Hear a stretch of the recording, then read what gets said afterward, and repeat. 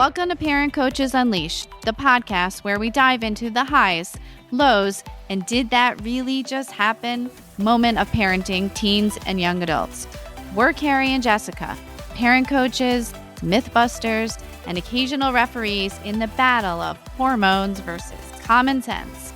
If you've ever wondered, is this just happening to me?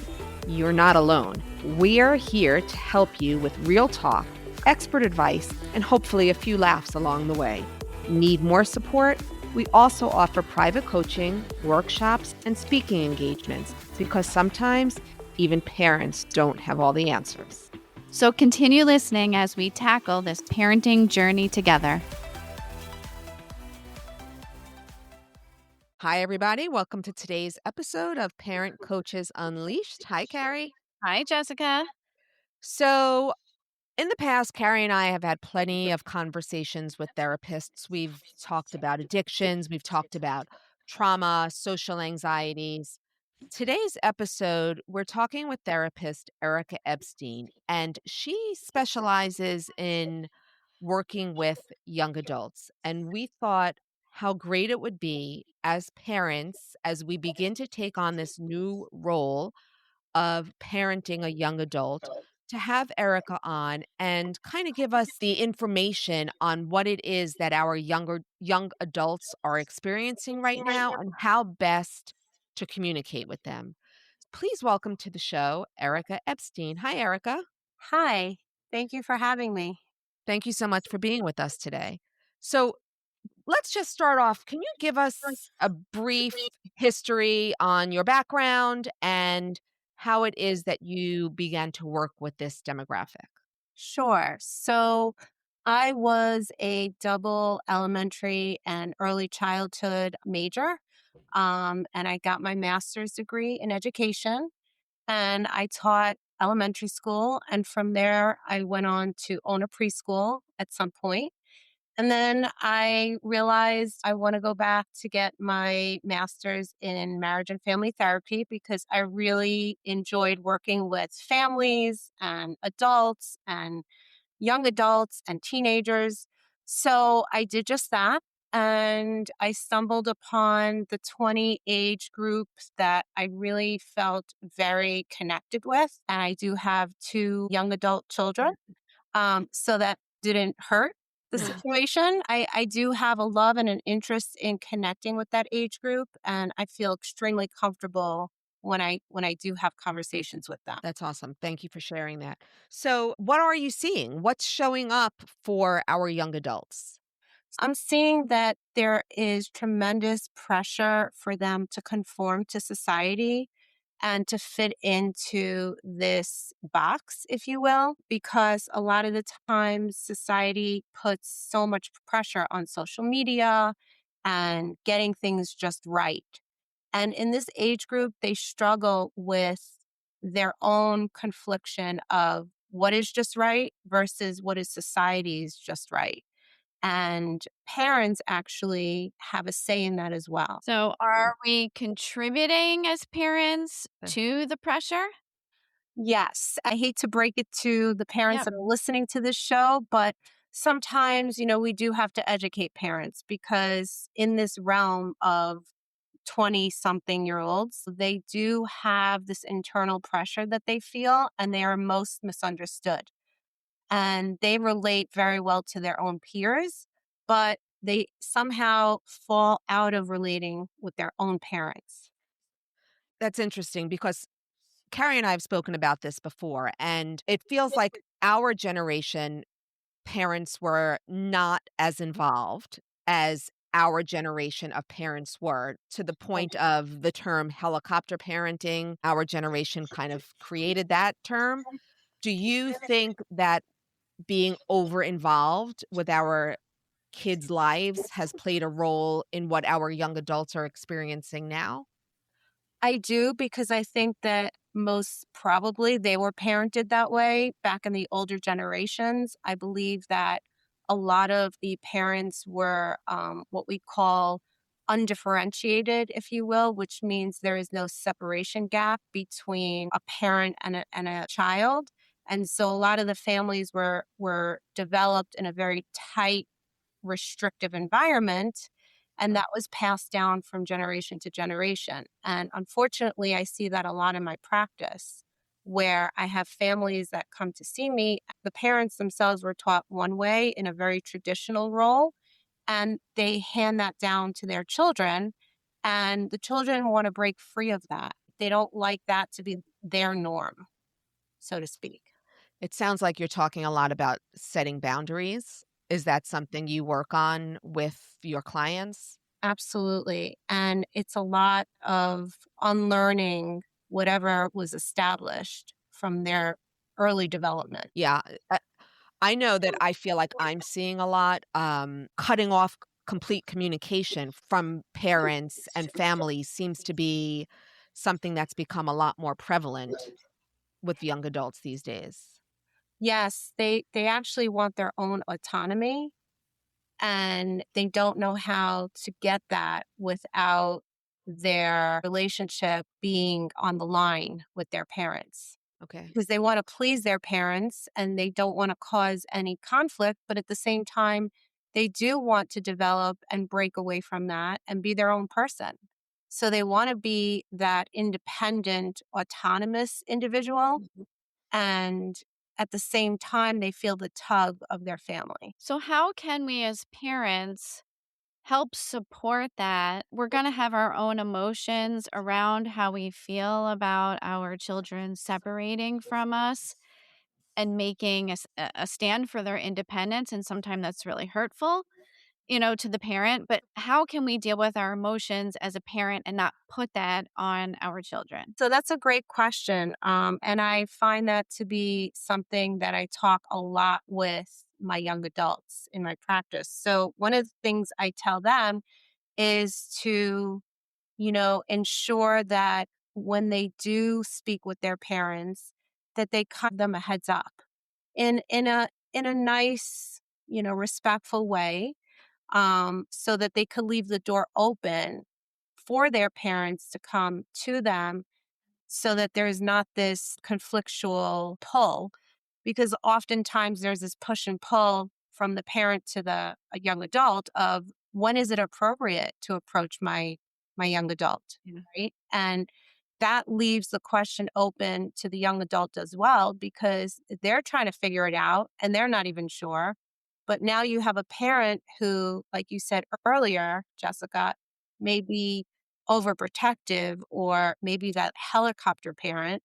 And they need to know for themselves, okay, this is something I need to take a step back on. I think that's a piece that's really missing for so many parents is the self-awareness. What role am I playing in my child's discomfort or whatever they might be experiencing at that time? Absolutely.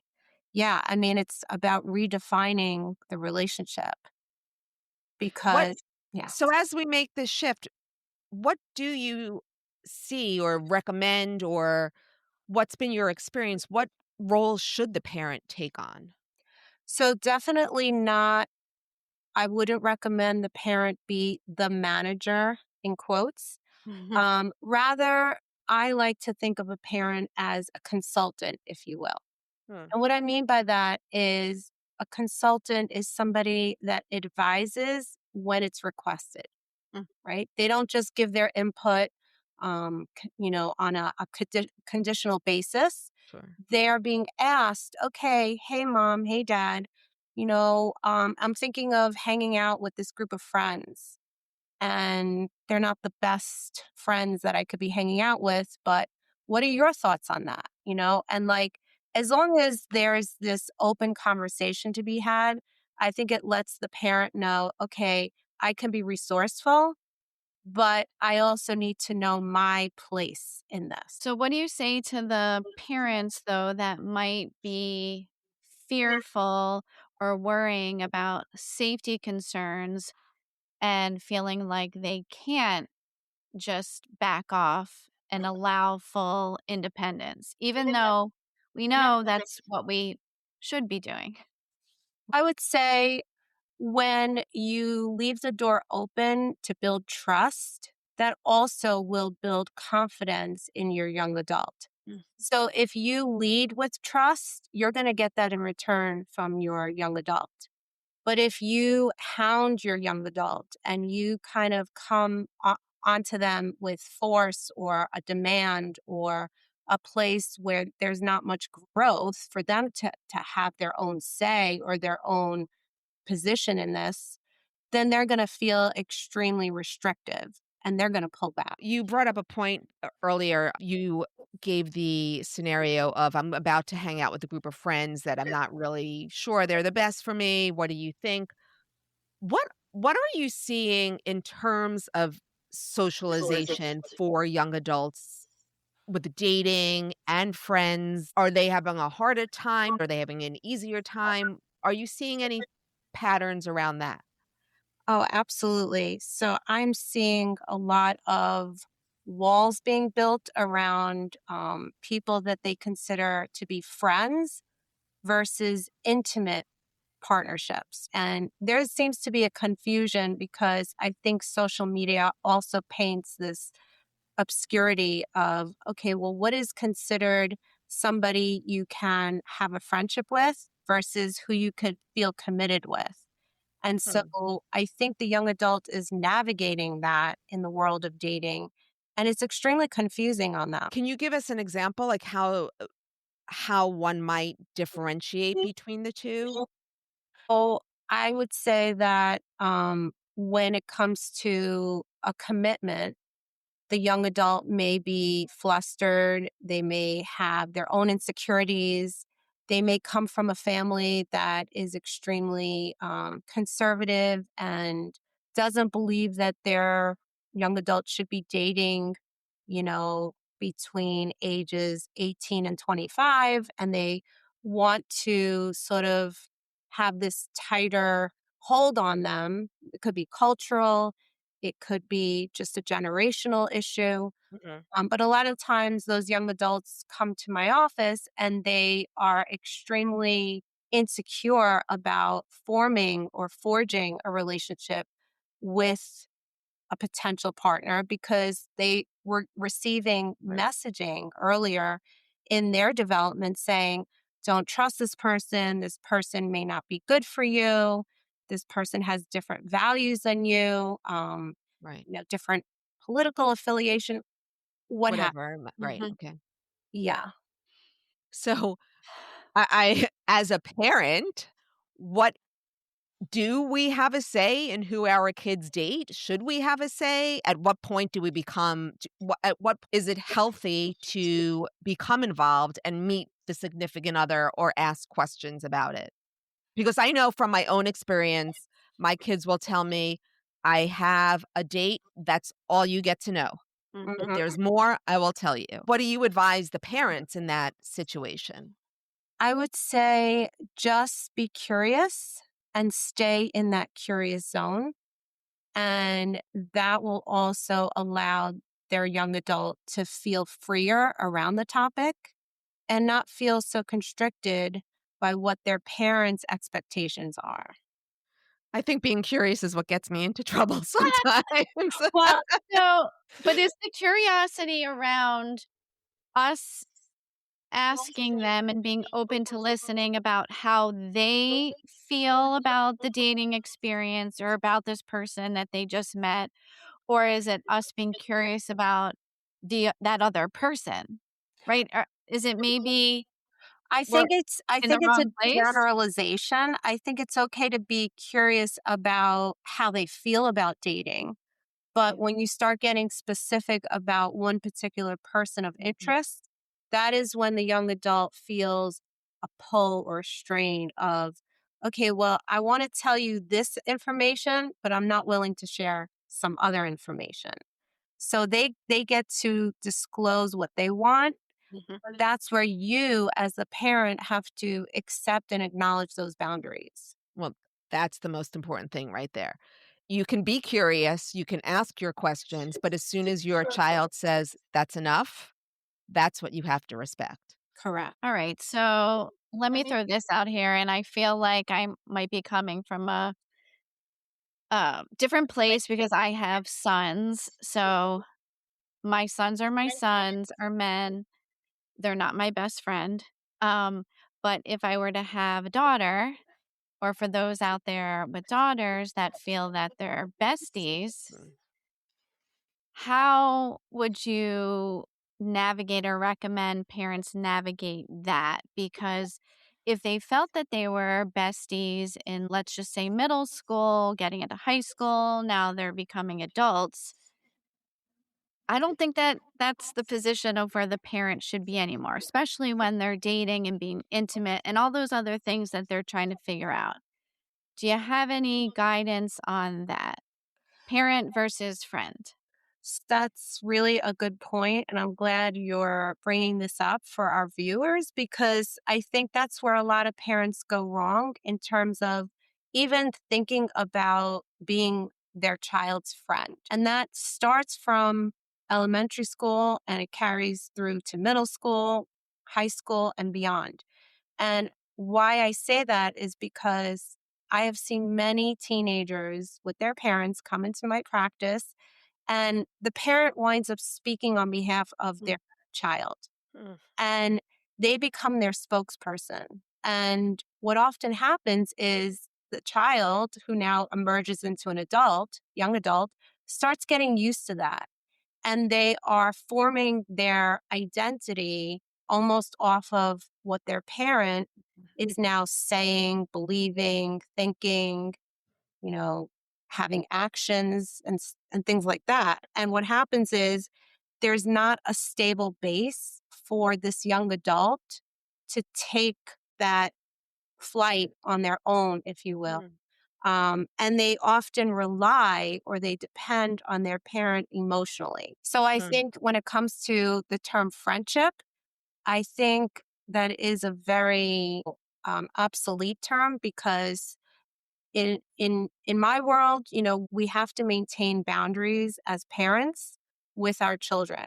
We can ask questions, we can, like I said before, get curious, learn about our children, but stepping into that next realm of probing and investigating are going to disallow that young adult to feel like they have their own voice. I think it's also important to recognize that when I think of the term best friend, I think of sharing everything that's going on in my life with that person.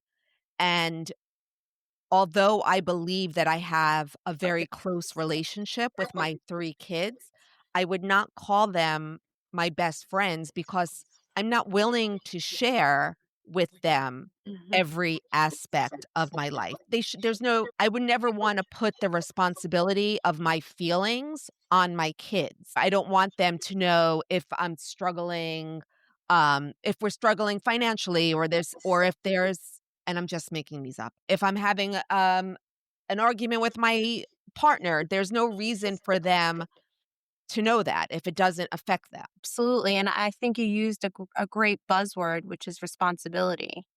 I don't think it's fair for you as the parent to expect your young adult to be burdened emotionally by your own issues with your husband or your life with your Mhm. friends, and all while the young adult is figuring out and navigating their own world. Yep. We had a guest on, recently that said they will always 100% be in their kid's corner. They will always be there for emotional support, whatever type of support they need, but they do not expect the same in return from their child. It is not their job. So, I love that.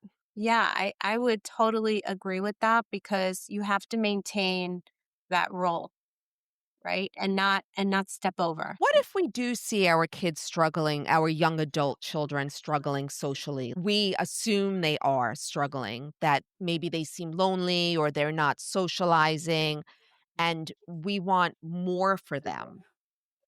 Is there a healthy way as a parent or the new consultant role to approach that with them? Well, I would say validate their experience. I couldn't emphasize that more than I am.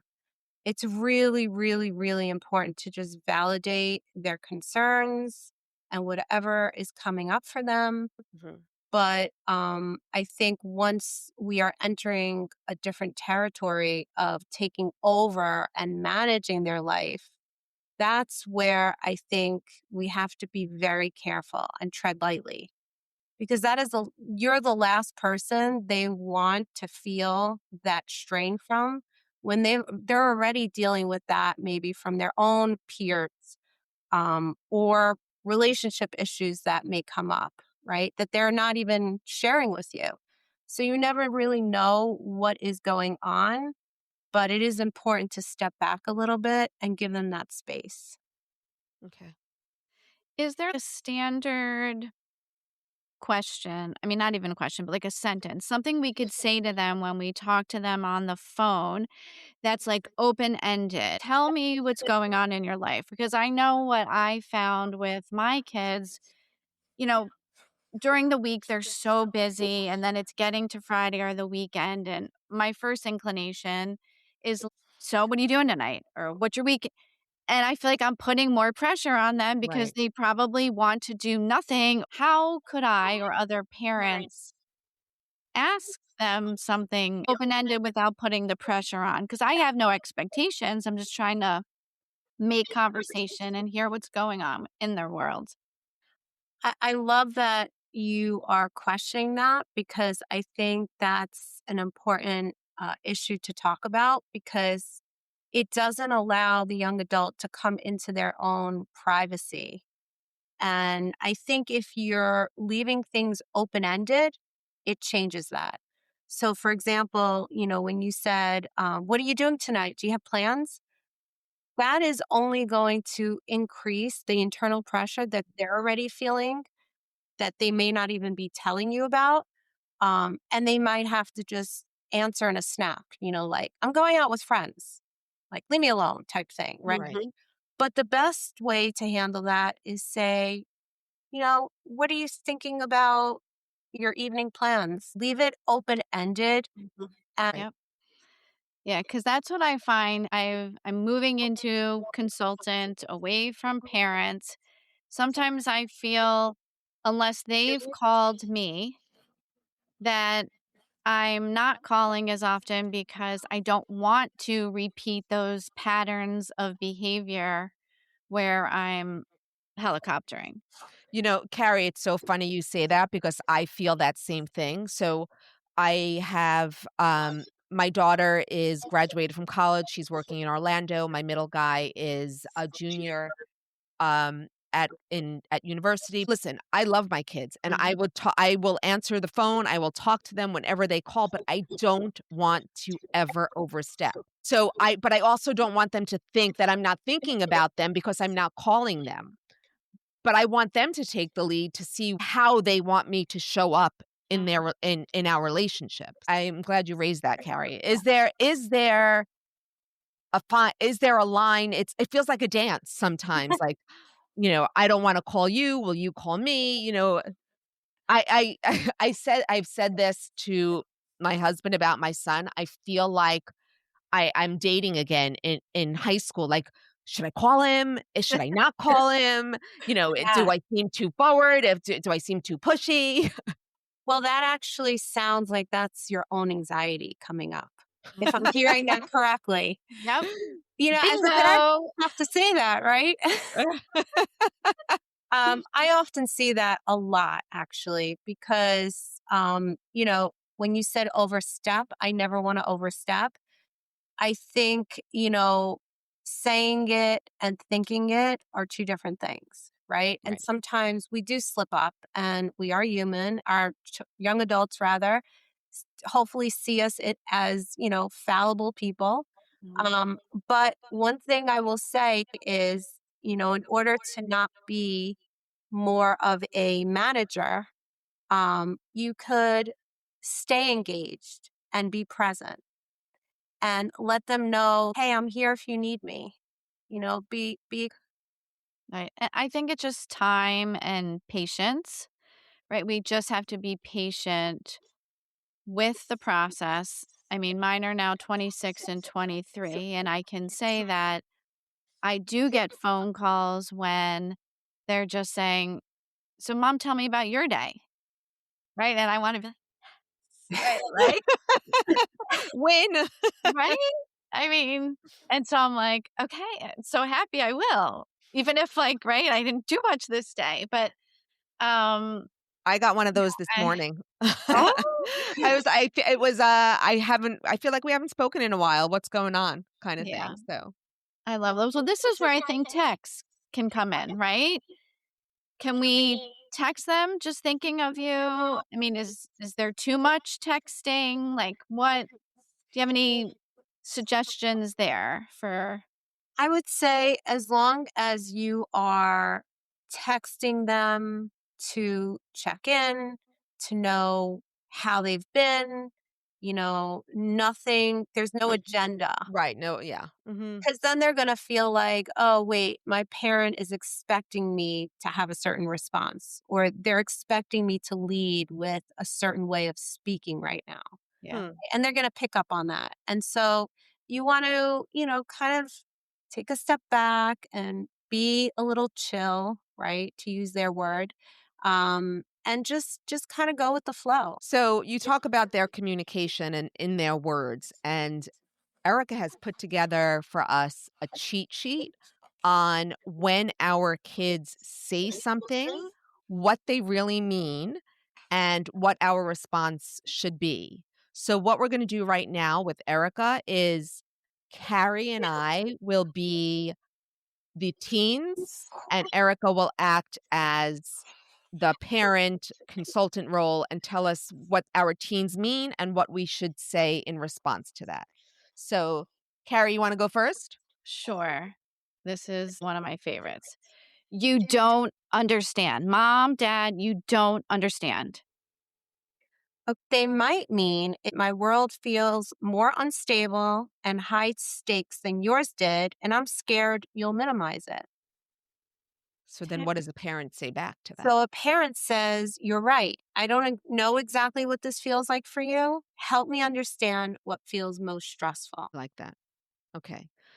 All right. What about when your young adult says to you, "Don't worry, I've got this. I've got it." What So are they saying? what they might mean is I need to prove to myself that I can handle this, even if I'm unsure. But as a parent, you want to be able to say, okay, I trust you. I'm here if you want to talk it through later. Okay. All right. So, why are you making such a big deal out of this? That's a good one. So, what they might mean is, I already feel overwhelmed. Your reaction is adding to it. And as a parent, your response would be, that's fair. Let me slow down. What feels like the actual issue for you? This is a good one. We spoke about this one earlier when when your young adult says to you, "Stop already. Stop asking me about my plans." So, what they might mean is, I feel pressure to have answers before I've had time to explore. But as Oh, a parent, you can respond by saying, got it. I'll ease up. If you want to share later, I'm open. So, I'm going to say one more. Dad, I just need space. the space one. So, what they might mean is, I'm trying to figure out who I am without outside input. And as a parent, you can respond, okay, I'll give you space and I'm still here. Awesome. So those sound like really great tools to have in our back pocket as parents. And for our listeners, we will put these on our show notes. So please make sure you take a look at that. Erica, are you taking new patients? And if our listeners would like to get in touch with you, how do they do so? Absolutely. I'm always accepting new clients. So if they would like to get in touch with me, they can either visit my website, and that's discoveringdestinies.com, or they could reach me via text. Okay. Um, We could put that in our show notes as well if you prefer. sure. And I typically message back the same day, if not within the same hour, if I'm not seeing a client. But my communication skills are on par. Awesome. right. Okay. Thank you so much for your time today, Erica. This was super helpful. This translation guide will be available for all you parents so that you can review it and know exactly what your 20 somethings mean when they say these things to you and what your replies should be after you take the pause. Yes, Right. the pause. Don't forget to Yes. pause. Erica, thank you so much Thank for being with us today. thank you so much for having me, and it was enjoyable to be on this podcast with you both. Thank Thank you. you. And to our listeners, you can always reach us on Instagram at Parent Coaches Unleashed. And be sure to share this episode with a friend. And again, on email, if you have any topics or questions, info@parentcoachesunleashed.com. Thank you.